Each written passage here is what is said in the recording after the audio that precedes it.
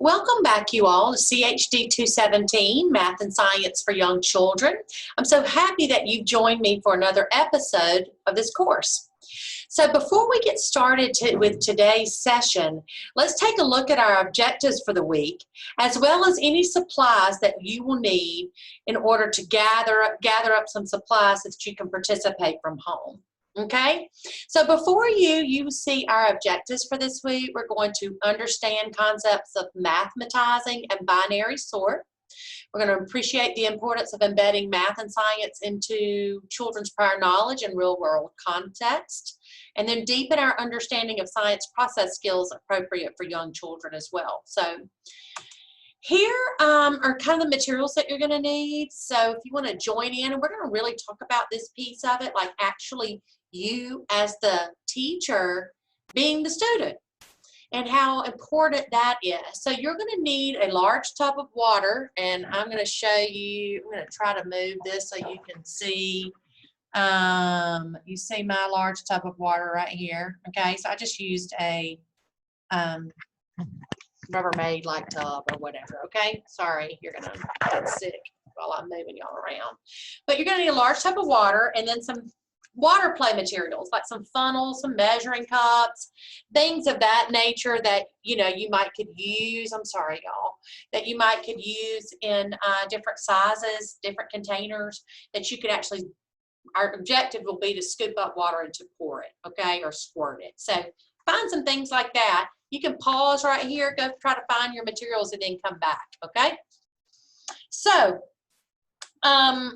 we're going to actually come out of this and hop over, sorry.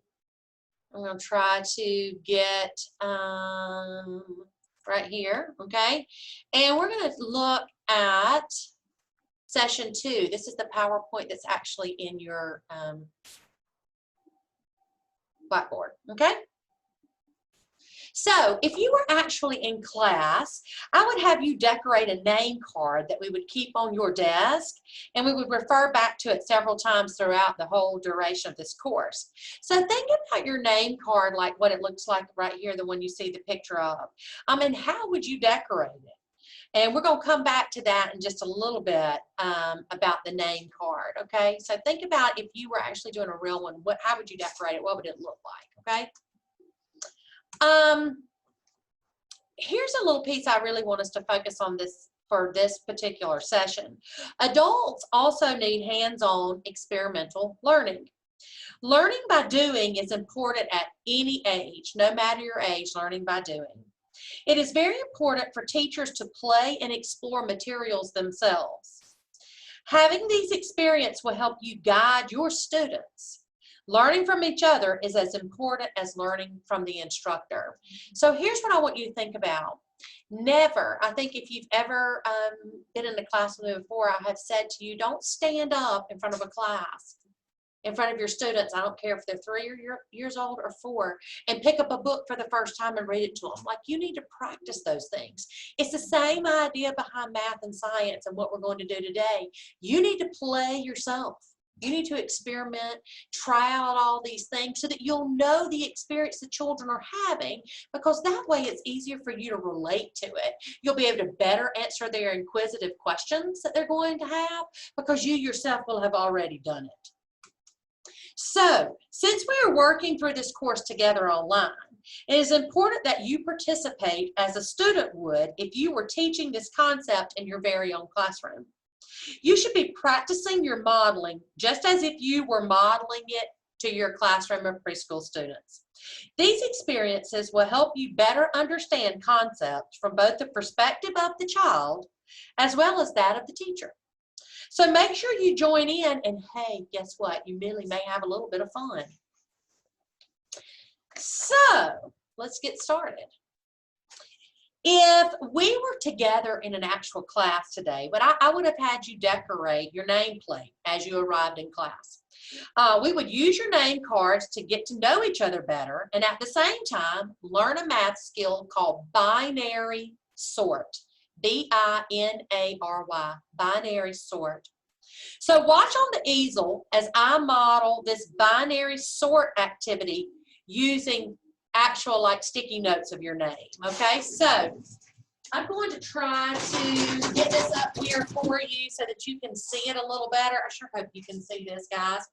Okay, so if we were in the classroom, or if I were teaching this with a preschool group of children, I would probably, instead of just using their names, I would have the actual kids up there too, okay? So maybe they'd be holding their nameplate, because one of the wonderful things about this is, especially with preschool children, if I were Nakia and I'm actually holding my nameplate as I bring all my children to the carpet, then what do the other children get to do? They begin to put a name, excuse me, with a face, okay? So they'll look at Nakia's name, notice that it starts with a capital N or the shape of the letter, and then put that name with their face. Another thing I might do, especially if I'm in the 3-year-olds, 2-year-olds, 3-year-olds, 4-year-olds, is I may have taken a picture of Nakia and I would have this on a long sentence strip, and I would have her name and then also her picture, okay?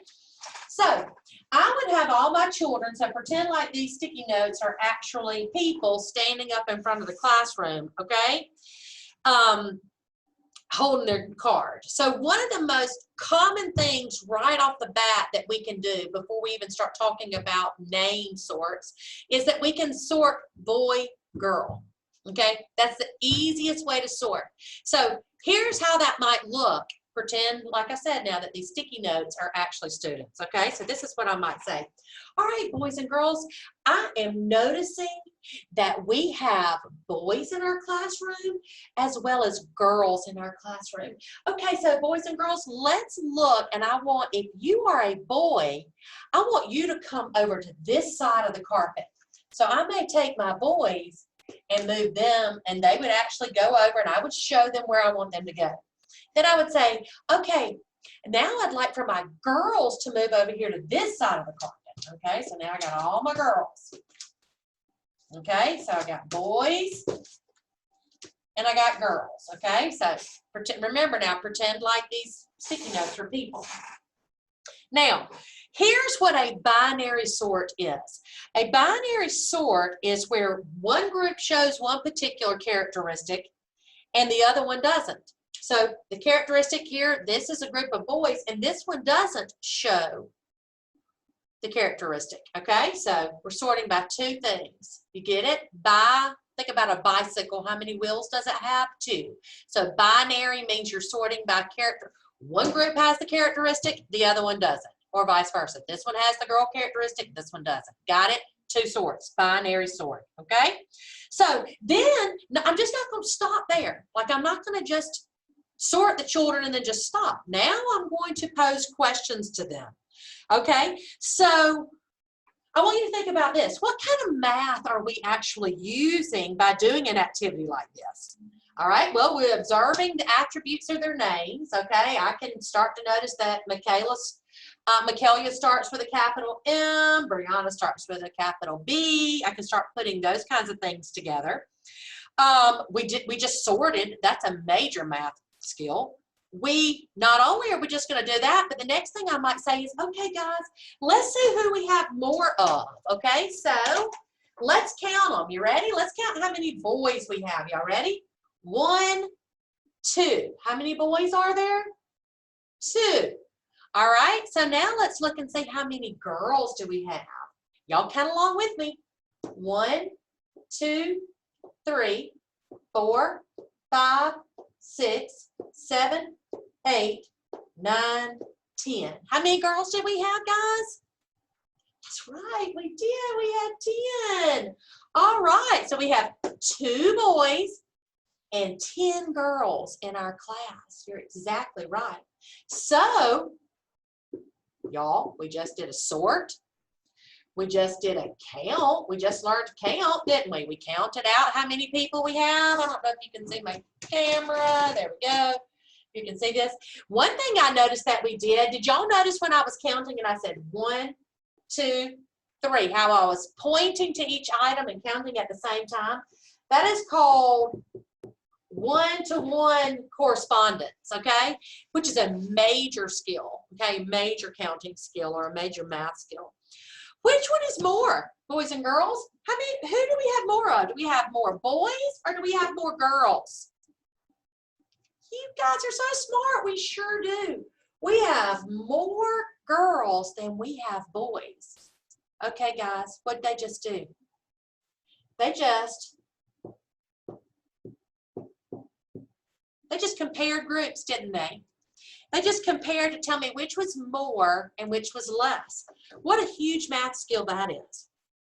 Using children's names is a great way of mathematizing the world. So what does that mean if we're going to mathematize something?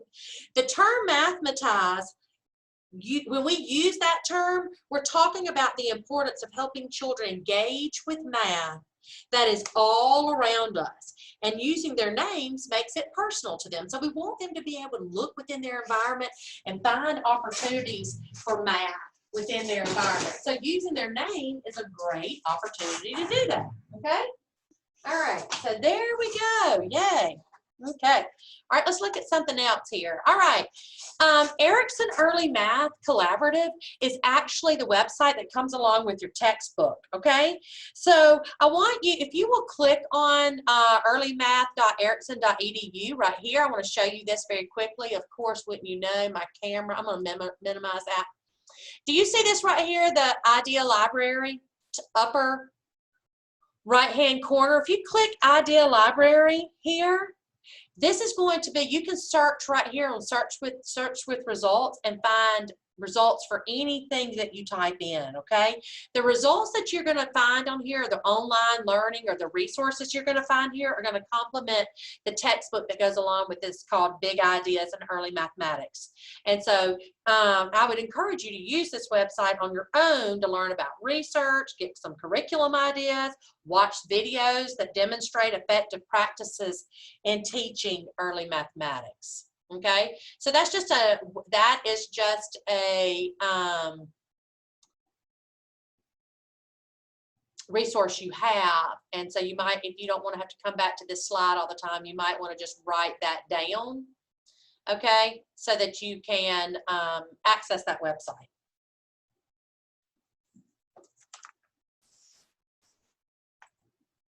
All right, look on the screen now. These are called science process skills, okay? So that all young children use when doing scientific inquiry. We use these skills in all of the science disciplines, life science, physical science, earth science. So I want you to look over this list of skills for just a moment and keep them in mind while we're going to participate in just a little bit of a water explorations activity. Okay, so look at them: predicting, observing, asking questions, experimenting, making some conclusions, those kinds of things. Look at all of them. Comparing, contrasting. That was actually another skill we did over here where we compared our groups, right? Talking, communicating about it, okay? So we're going to move on to our water exploration slide, okay? So I'm going to actually stop sharing my screen with you, and I'm trying to get back to, oh, there I am, get back to just me for just a second, okay? So now, I'm sorry, I'm trying to get in here to my notes that I've made, okay? So that we can get to that. Okay, so one of the things that we're going to do, and this is right in your course reader, okay? I'm following along right in your course reader, is, and I'm going to see if I can, I'm actually going to see if I can bring this down, which I don't want to be looking at that, so hold on a minute. Okay, so you see I'm just going to have to hold it like this, okay? And it might make you sick in the process of looking at it. But here is my oh, there we go. I'm trying, y'all. I'm trying really hard to get y'all a good glimpse, but I don't know why it's not doing it. Okay, there we go. That's the best way. All right, here's my tub of water. Now, in just water exploration, what we want to do is ask children, first of all, have you ever played in water before? And here's another thing that we need to think about. Water's everywhere. Okay, it's in oceans, lakes. We live in Eufaula, Alabama. We have a lake. Okay, they may not know what an ocean is, but they'll be very familiar with the lake. How do we get water? Where does it come from? Can come out of their sink. Have you ever been outside and gotten wet, like maybe it was raining? Okay, well, where does it come from? It can come from the sky as rain, but it can also come from the sky in another way. What is that? Can come in the form of snow. You're exactly right. So, and what happens to a plant if it doesn't get water? You ever seen a plant before that doesn't get water? The leaves droop, don't they? So it's essential. We have to have it. People have to have it. Plants have to have it. So water is naturally interesting for children to explore it, and they love to play with it, okay? You may could ask them if they've ever used water, if they used water today, and they're going to tell you they probably did. Okay, so now I want you to go back, and if you keep moving forward, guys, over here in this is a book that is called A Cool Drink of Water. Okay, look, so you saw it just had all these pictures of them. Okay, so if you looked at that, oh geez, let me come back. Oh, where am I? Sorry, here we go. There we go. You can see that. All right, so you could choose A Cool Drink of Water. You could choose any book. All right, so here's what we would do. If you've got your tub of water and you've got all your water materials, okay, like maybe scoops and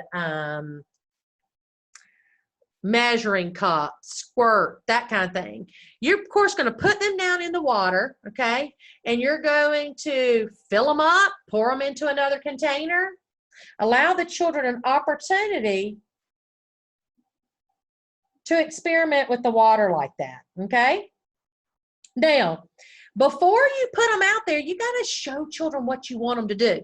Can you see any kind of potential for how this could go awry if you don't show them what to do with the materials first? Can't you see that they would be soaking wet, right? So it's going to be your job to make sure that you're showing them exactly what they need to do. Like, what could be a rule? The materials need to be kept in the bucket, right? And the water has to be poured back in the bucket. Can't be poured on your friend. It has to be poured back in the bucket, okay? So we could use various materials and we could fill them up and pour them out. Fill them up and pour them out, okay? So pause the video right here, and I want you to actually do that with your materials, okay? So pause me and then come back after you've spent a couple minutes playing in your water with your materials, okay? So click off of me, go do that, and then come back. And then we're going to talk about it, okay? Whoa, as my camera falls. I bet I'm making y'all drunk. Okay, so I'll see you a little bit. Y'all go play, click off, then click pause, and then come back. All right, you're back. Okay, so what we would do now is we would actually talk with the children about what did they see, what happened. One thing we really want to make children understand is water takes the shape of its container. If you've got a short, fatter container, it's going to fill it up. If you've got a tall, skinny container, it's going to fill it up.